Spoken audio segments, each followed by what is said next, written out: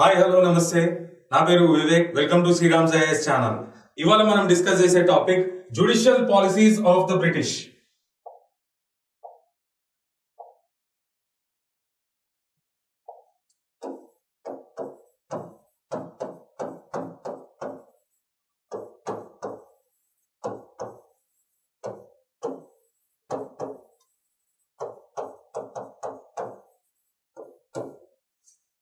We are going to discuss about the judicial policies of the British. In the previous classes, we have discussed about the administrative policies and imperial policies.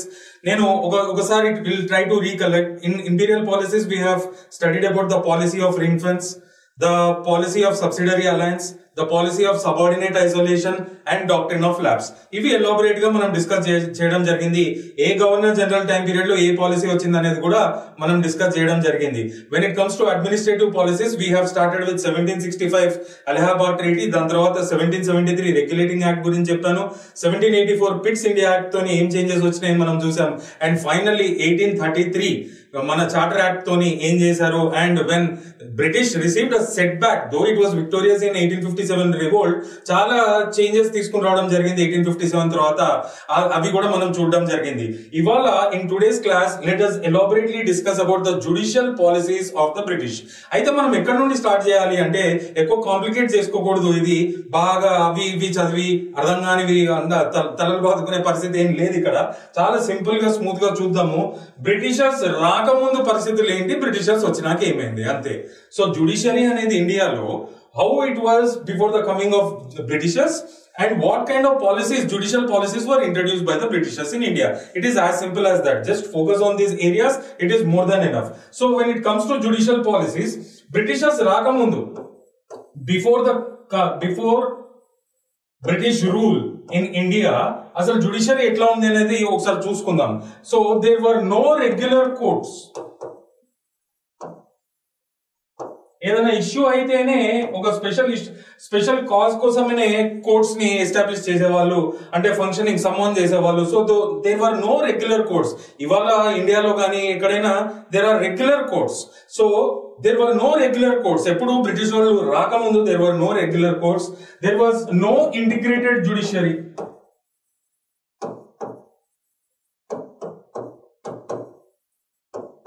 అంటే ఇప్పుడు మనము supreme court కింద higher court కింద lower courts ఎట్లయితే ఉంటాయో దాన్ని మనం integrated judiciary అనాలి. So before the coming of Britishers there was no integrated judiciary in India and there was no rule of law. మనకి ఏన్షియంట్ అండ్ మిడివల్ పీరియడ్ హిస్టరీలో కూడా కొన్ని రిఫరెన్సెస్ వస్తూ ఉంటాయి. Particularly foreign travellers Indian judiciary ఎలా ఉంది అనేది చెప్తా ఉంటారు.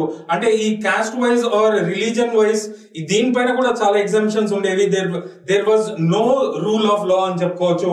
సో ఈ మూడు కూడా ఇండియాలో లేవు బ్రిటిష్ వాళ్ళు రాకముందు. అండ్ అంతేకాకుండా నో కోడిఫైడ్ లా. మనం నిన్న కూడా మాట్లాడుకుందాం. లా కమిషన్ ఎప్పుడు for the first time establish చేయడం జరిగిందంటే through 1833 charter act. Lord William Bentinck was the governor general and first law commissioner was Lord Macaulay and he was given the task of codifying Indian law. ఆయన efforts తోనే Indian penal code, civil procedure code and criminal procedure code వచ్చినాయని కూడా నిన్న మనం discuss చేశాం. So అది ఎప్పుడు Britishers వచ్చినాక, వాళ్ళు రాకముందు there was no codified law. మరి మీరు నన్ను అడగచ్చు how the justice was delivered అంటే అకార్డింగ్ టు ద ధర్మశాస్త్రాస్. ఇది మనం ఏన్షియంట్ అండ్ మిడివల్ పీరియడ్ లో చదువుతానే ఉన్నాం. సో జస్టిస్ డెలివరెన్స్ కోసము కింగ్ కింద పురోహిత్ గానీ వేరే అఫీషియల్స్ కానీ they use to interpret Dharmashastras or మన ముస్లిం రూల్ ఎప్పుడైతే స్టార్ట్ అయిందో మిడివల్ పీరియడ్ లో they use to interpret the religious scriptures. So ఆ విధంగా ఉండింది judiciary. There were no regular courts, there was no integrated judiciary, there was no rule of law and there was no codified law. And అన్నిటికంటే important ఏంటి అంటే అసలు ఒక person గిల్టీయా కాదా అనేది ఎలా డిసైడ్ చేస్తారు? ఇప్పుడు డెఫినెట్ గా జస్టిస్ దగ్గరికి వెళ్తుంది. ఇప్పుడు యాజ్ ఆఫ్ నో ఒక కేసు ఏదైనా జరిగితే జస్టిస్ దృష్టికి తీసుకెళ్తారు. ఎవిడెన్స్లు ఫ్యాక్ట్స్ అన్ని చూసుకుని దాని ప్రకారము డెలివరెన్స్ ఆఫ్ జస్టిస్ అనేది జరుగుతుంది. అయితే ఇంతకు ముందు ఎలా ఉండేది అంటే మనకి బ్రిటిష్ వాళ్ళు రాకముందు గిల్టీయా కాదా అని ఎలా తెలుసుకునే వాళ్ళు అంటే దాన్ని ఏమంటారు అంటే ట్రయల్ బై ఆర్డియల్.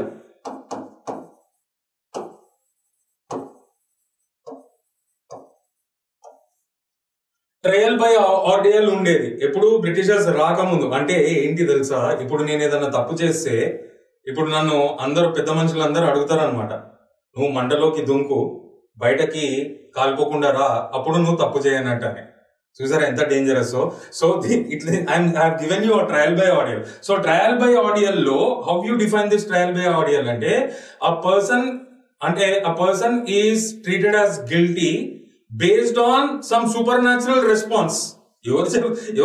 ఇప్పుడు నేను ఏదైనా తప్పు చేశాను, సో నేను గిల్టీ కాదు అని ప్రూవ్ చేసుకోవడానికి నన్ను ఒక వెనమస్ పాయిజనస్ స్నేక్ ముందు కూర్చోబెడతారు అనమాట. అది నన్ను కాటేసింది, ఇప్పుడు నాకేం కాలే, సో నేను తప్పు చేయనట్టు. ఇప్పుడు నేను చచ్చిపోతే నేను తప్పు చేసినట్టు అనమాట. So this was the trial by ordeal. So this existed before the coming of the Britishers in India or before the starting of British rule in India. ఒకసారి మళ్ళీ చూద్దాం. there were no regular courts, no integrated judiciary, no rule of law, no codified law, and there was trial by ordeal.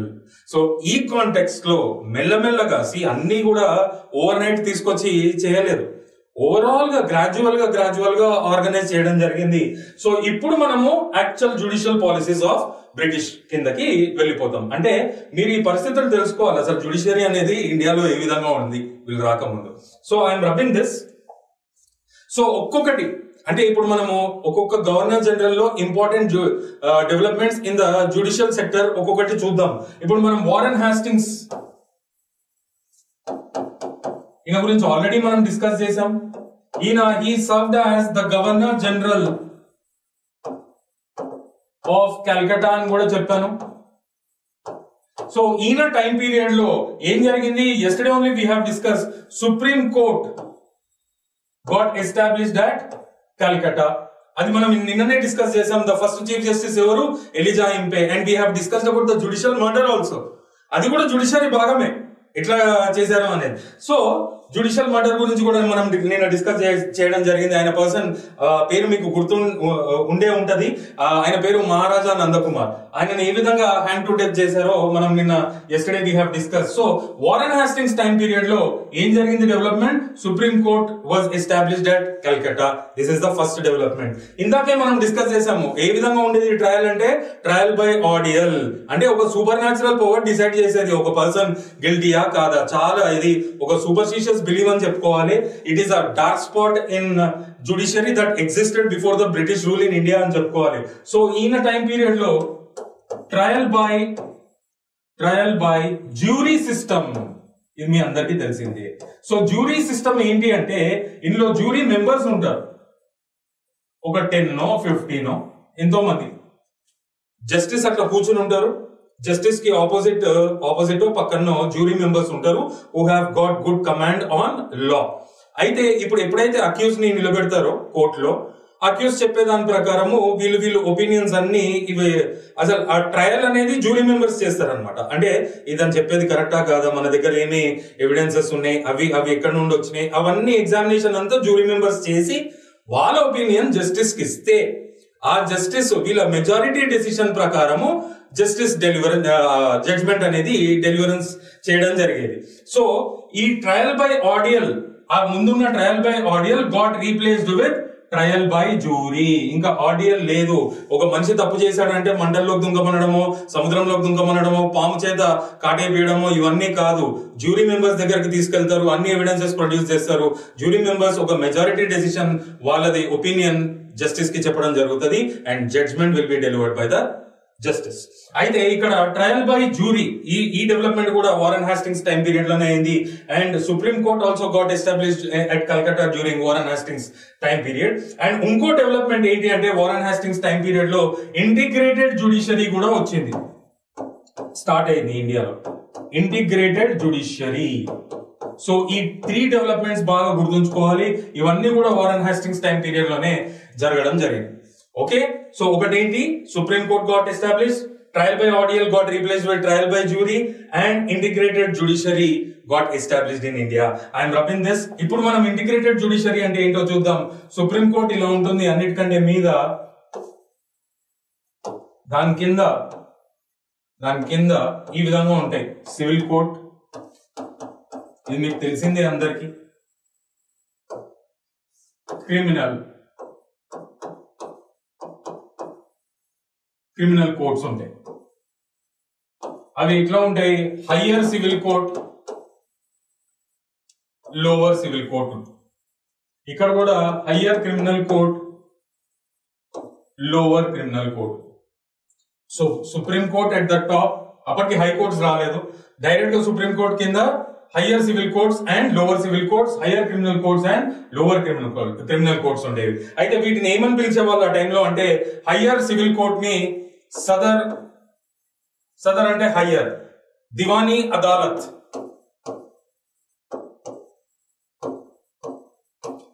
ఇది ముఫుసిల్ Diwani Adalat.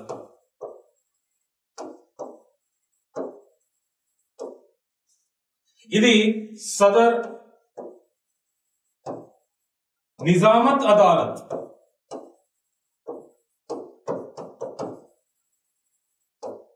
Mofussil Nizamat Adalat. So ఈ integrated judiciary కూడా Warren Hastings time period లోనే జరిగింది. ఏ విధంగా ఇంటిగ్రేటెడ్ ఉంది జ్యుడిషియరీ చూడండి. సుప్రీం కోర్ట్ కింద higher and lower civil courts ఉండేవి, higher and lower criminal courts కూడా ఉండేవి. All these developments have taken place during the period of Warren Hastings. Next మనం ఇంకో గవర్నర్ జనరల్ గురించి మాట్లాడుకోవాలి. When it comes to the developments in the judicial sector, it was lord Cornwallis. ఈయన time period లో mobile court system was started. ఇప్పటికీ ఉన్నాయి. All the credit goes to the Britishers only. అంతకు ముందు లేవు.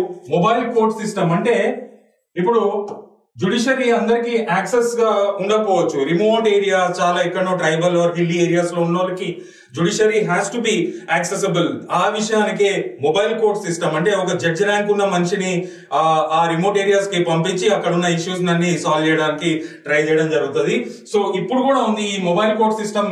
ఎవరి టైం పీరియడ్ లో start అయింది ఇండియాలో అంటే, undoubtedly it is lord Cornwallis period లోనే. అండ్ ఇంకేం జరిగిందంటే, మనము ఇప్పటికీ చూడొచ్చు, కోర్ట్ కి ఒక ఫీ మాత్రం కట్టాలి. ఎవరున్నా కానీ, ఎటువంటి బ్యాక్గ్రౌండ్ ఉన్నా కానీ, ఆ payment of court fees, this also started during his period అని చెప్పాలి. అండ్ అంతేకాకుండా ఫ్రీ లీగల్ ఎయిడ్, ఇది మనకి డైరెక్టివ్ ప్రిన్సిపల్స్ ఆఫ్ స్టేట్ పాలసీలో కూడా ఉంటుంది. Free legal aid to the pour and needy. ఇవన్నీ మంచి విషయాలే వాళ్ళతో జరిగినాయి Britishers when it comes to judiciary. అట్లా నెగిటివ్ థింగ్స్ కూడా మనం మాట్లాడుకోవాలి. నెగిటివ్ వే భయంకరమైన ఇంపాక్ట్ ఉన్నాయి. సో ఈ 3 డెవలప్మెంట్స్ కూడా లార్డ్ కార్న్వాలిస్ పీరియడ్ లోనే జరిగినాయి. Mobile court system got started, payment of court fees started, and free legal aid to the pour and needy was also given, and it started during the period of lord Cornwallis. I'm rubbing this.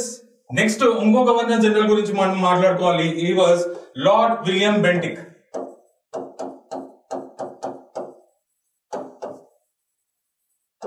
ఈయన first governor general of India. 1833 charter act నిన్ననే discuss చేసాము. So lord William Bentinck time period లో ఏం జరిగింది అంటే, మనకు తెలిసింది, నిన్ననే డిస్కస్ చేసాం.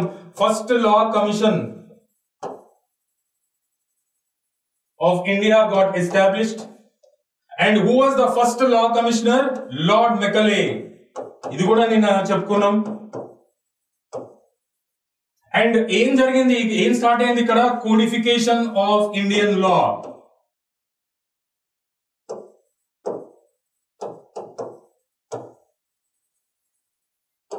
ఇది కూడా స్టార్ట్ అవ్వడం జరిగింది. ఆయన ఎఫర్ట్స్ తోనే Indian penal code, civil procedure code and criminal procedure code రావడం జరిగింది అని కూడా చెప్పాను. అండ్ ఈ lord William Bentinck time period లో బ్రిటిషర్స్ ఇంకా వెస్ట్ సైడ్ బాగా ఎక్స్పాండ్ అవుతున్నారు. సో వాళ్ళ దృష్టికి బాగా జ్యుడిషియల్ కేసెస్ కూడా బాగా వస్తున్నాయి. కానీ సుప్రీం కోర్ట్ ఏమో ఎక్కడో మన కలకట్టాలో ఉంది. సో ఆ దాన్ని కాంపెన్సేట్ చేయడానికి, ఆ బర్డెన్ తగ్గించుకోవడానికి, ఆ separate bench of supreme court, separate bench of Supreme Court was established at Allahabad.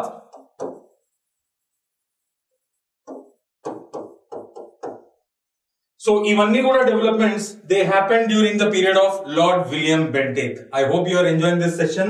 I'm now wrapping this. Next manam discuss cheyalsindi Lord Canning. Lord canning ఈయన టైం పీరియడ్ లో high courts act అనేది రావడం జరిగింది. And first High Court got established. First High Court got established at Calcutta. So this is the major development that had taken place during Lord Canning's period. So ఇప్పుడు British rule వచ్చినాక మనకి ఏమేమి వచ్చాయి? Rule of law, integrated judiciary, regular court system, codified law and trial by jury. ఇవన్నీ కూడా all the credit goes to the British government అని చెప్పాలి. So these were the major developments in the judicial sector. అయితే negativity ఏంటి దీనిలో? మనకి biggest dark spot or black spot that was seen in the judiciary of British India. Britishers were ruling India. So British ఇండియాలో ఏంటి అంటే ఒక racial discrimination.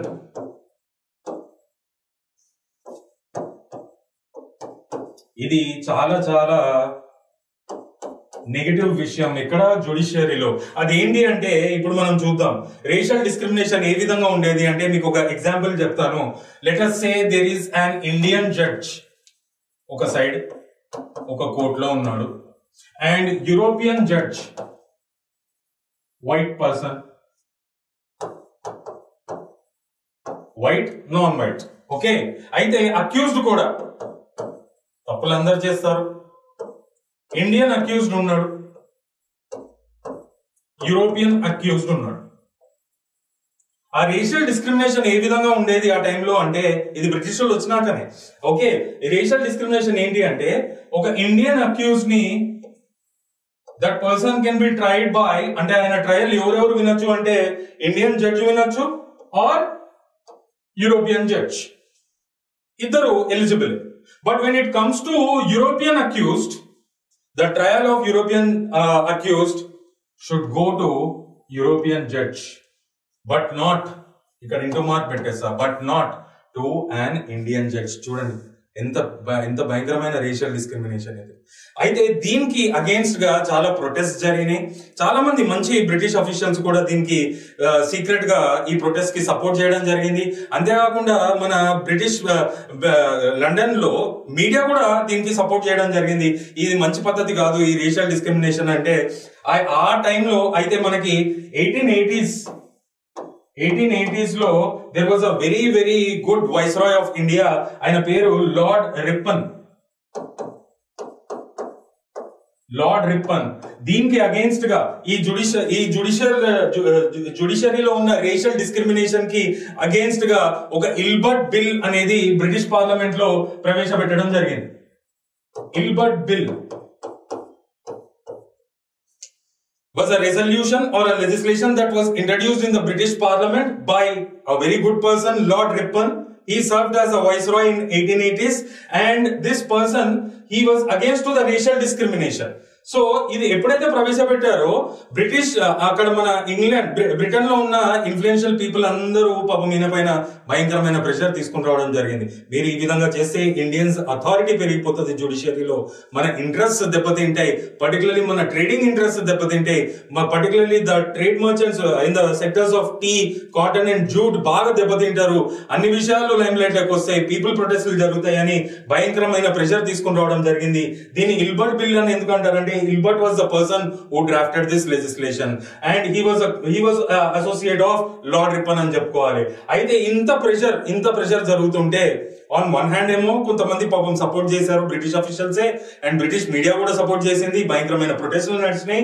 And ఇవన్నీ so ఈ రెండు గ్రూప్స్ ని అపీజ్ చేయడానికి లార్డ్ రిపన్ టైం పీరియడ్ లో మళ్ళీ ఏం చేశారంటే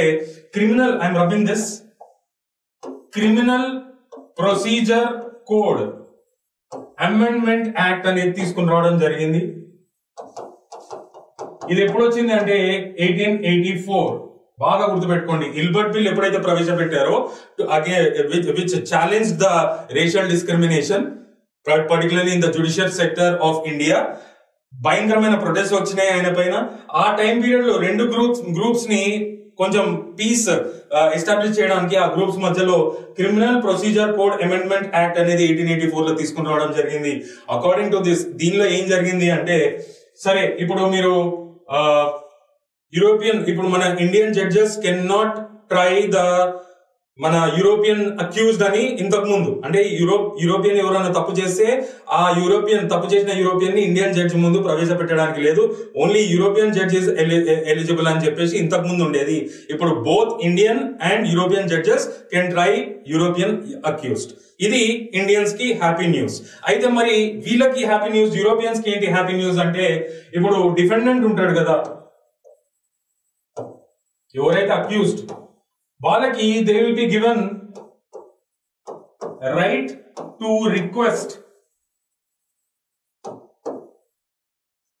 request for trial by jury. So jury members trial ముందు, అంటే జ్యూరీ మెంబర్స్ ముందు ప్రవేశపెట్టడానికి that person has a right to request అన్నమాట. సో ఆ ట్రయల్ అనేది ఎవరు చేయొచ్చు అంటే జ్యూరీ మెంబర్స్ చేయొచ్చు. మరి ఇక్కడ యూరోపియన్స్ కి ఏంటి హ్యాపీ న్యూస్ అంటే, ఆ జ్యూరీ మెంబర్స్ లో కంపల్సరీ 50% షల్ బి యూరోపియన్స్.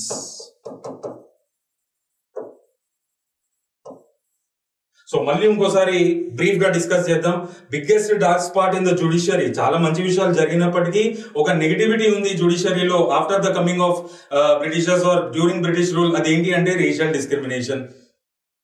అంటే ఒక జ్యుడిషియల్ ఈక్వాలిటీ లేదు ఎవరి మధ్యలో, Indian judges and European judges. ఇప్పుడు ఇండియన్స్ తప్పు చేస్తే బోత్ కెన్ ట్రై, అండ్ తప్పు చేసిన ఇద్దరు ముందు ప్రవేశపెట్టచ్చు. బట్ వెన్ ఆ యూరోపియన్ అక్యూజ్డ్ ఉంటే that person should be produced only before European judge. It was clear cut racial discrimination, and Lord Ripon challenged it by introducing Ilbert bill in the British parliament.